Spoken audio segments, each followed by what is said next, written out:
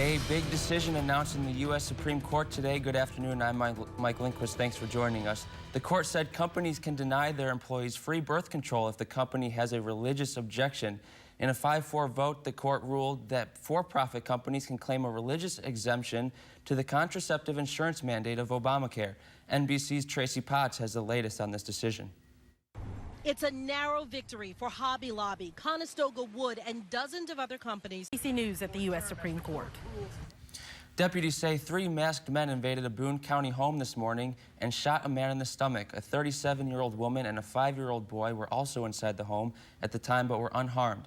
KOMU-8's Julia Avery was on the scene this morning while detectives questioned potential witnesses. She joins us live in the studio to tell us what we know right now. Deputies say the 3 men broke into the house in the Lake of the Woods area around 5:07 a.m. As you can see here, the door was completely kicked in. Deputies say someone shot a 33-year-old man, sending him to the hospital. They say the men stole the woman's purse and a few other items in the house, then got away. I was at the scene earlier today where detectives were actively looking for leads. Now, deputies won't say whether they have a suspect yet. Anyone with information about the incident is asked to call Crime Stoppers at 573-875-TIPS. Julia, thank you. An arrest last night in connection with the shots fired incident in Douglas Park this weekend. Authorities arrested 28-year-old Anthony J. Prince yesterday afternoon at the Midway Budget Hotel for armed criminal action, unlawful use of a weapon, and felon in possession of a firearm. The Columbia Police Department says they still do not know whether the victim has been shot or not. Officer Mike Hester says a black and gold car drove into the lot and shot at the victim. The victim then fled the scene. Police believe the incident had to do with the selling of marijuana. A Missouri man who escaped a Caldwell County jail is scheduled to be in court today.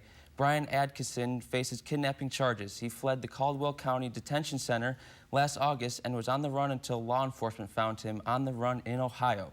Prosecutors are charging him with kidnapping, domestic assault, and violating an order of protection. In Boone County, he's accused of burglary, forcible rape, and deviant sexual assault involving his ex-girlfriend. MU will close University Village today. This comes after a walkway collapsed and killed Columbia firefighter Bruce Britt in February. Most residents have already left the apartments. The remaining residents will leave today. MU says the buildings are old and would cost too much to remodel, so officials decided to close the apartment complex, including the Student Parent Center. The buildings will be demolished sometime between mid-July and early August. 10 companies bid to demolish the buildings. The bids range from between $380,000 to $1.5 million. If you live within Columbia city limits, you might notice an extra police presence starting today. The Columbia Police Department will have 2 extra pairs of patrol units to enforce Columbia's firework ordinance. The department says fireworks are the #1 complaint until around July 5th, and it needs extra officers to help handle them. CPD says it will patrol neighborhoods that have been high problem areas in the past and respond to complaint calls made to Joint Communications. Today is the last day for outgoing Columbia Public School Superintendent Chris Belcher. Belcher is stepping down after 5 years as superintendent. He leaves CPS with a long list of accomplishments, including getting air conditioning in all schools, a $50 million bond issue, and the construction of Battle High School. Belcher is taking a position at the College of Education at MU and will be replaced by current Assistant Superintendent Peter Stiepelman. In other CPS news, the district is closing an on a site for a new elementary school in southwest Columbia at the intersection of Scott Boulevard and Route KK. The new school is part of CPS's 10-year facility and bond plan that voters approved in April. The district is already in the process of building Battle Elementary School and remodeling the school's bus barn as part of the plan. Well, you could say it's hot outside. Let's send it over to Kenton with all the details.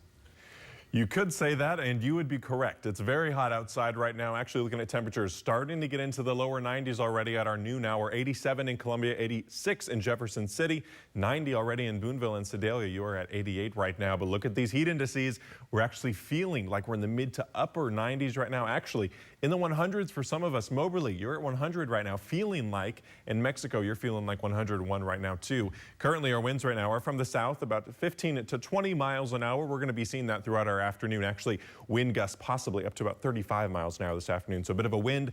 It's not going to be a warm wind, though, so it's not going to help you cool down at all. Looking at our satellite and radar, not seeing too much. A few clouds starting to move into mid-Missouri, but we're going to see a little bit more than clouds as we head into our evening hours. I'm going to talk about that, your severe chances for your night tonight and the rest of your Independence Day week. That's all coming up after the break. Coming up in just a bit on KOMU-8 News at noon, we're talking weekly wellness with wellness coach Amanda Barnes. Today, we're discussing stretching, the good, the bad, what you should do, and when. Make sure you stick around. We'll see you in just a few minutes. Your Independence Day week is going to eventually be very nice. We just got to get through your Monday and your Tuesday morning, and it's going to be a very nice week for us and a nice 4th of July weekend. It's looking like, too. Great for Fire in the Sky in Columbia. Opening an oven today with relief on the way, I guess. Exactly. Is the name of That's the game. nice. All right, you're watching KOMU-8 News at noon. Stay with us. Former Mizzou star Lawrence Bowers spent his last 10 months playing professional basketball in Israel. Quite the journey from Columbia, but as KOMU-8's Andrew Kaufman explains, the Holy Land isn't as different as you might think. This is Israel. It's amazing, man. I seriously think it could be the 51st state of America. The weather is very identical to like Miami. But this is also Israel. Everybody over there, they hear threats and stuff like that, missile sirens and all that stuff. They hear that all the time. And being an outsider, I wasn't used to that. Bowers says Israelis are just accustomed to this. The people there aren't even worried. So that kind of helped, tone down the atmosphere for me in favor. As the time went on, I got used to everything, and it turned out to be the best 10-month experience I've ever had. And Israel got used to Bowers. Whenever I go out anywhere, I'm tall. They know that I'm American, so they kind of gravitate to us a little bit. But Americans aren't the only ones playing basketball in the Holy Land. Israel, as a country, take basketball very seriously. And so does Bowers, enough that the league awarded him Rookie of the Year. I think that's just a testament to the work I put in. Things didn't quite go my way as far as the NBA draft, and I didn't let that get me down. Now Bowers is back in the States, hoping to make his mark in another league. The big goal is obviously to end up in the NBA. That's always been my goal. But until his opportunity comes, I'm going to continue to play the game of basketball, whether that's in the NBA, whether that's in Europe, or whether that's in the D-League, whatever. I love the game, so I'm just going to continue to play until I can't anymore.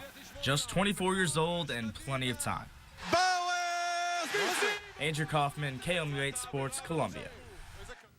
Bowers says he'll make a decision on his basketball plans for next year sometime next month. His team in Israel has extended him an offer to come back to Israel, but Bowers says he's keeping his options open. Now it's time for today's red carpet. I'm Catherine. Afternoon and evening hours. Some of these strong to severe. Stay tuned to KMU. We'll keep you updated on everything you need to know about the severe weather. And then your Independence Day week is looking much better after today. 80s on Tuesday, down into the 70s for your Wednesday and Thursday. And July 4th isn't looking too bad either. Less humidity too. Well, a new restaurant in China is literally offering customers an elevated dining experience. Take a look at this. Customers are elevated more than 160 feet into the air for what's sure to be a memorable meal. Guests are first buckled into their seats and a crane hoists the restaurant up. The grand opening this past weekend drew crowds who looked up at guests, enjoyed their meals high in the sky. Wow, I can't imagine what that's like. Have a good day, everyone. Stay tuned. We'll keep you updated. Access Hollywood is next. Summer savings days are in full swing at Joe Mockins Fiat. Super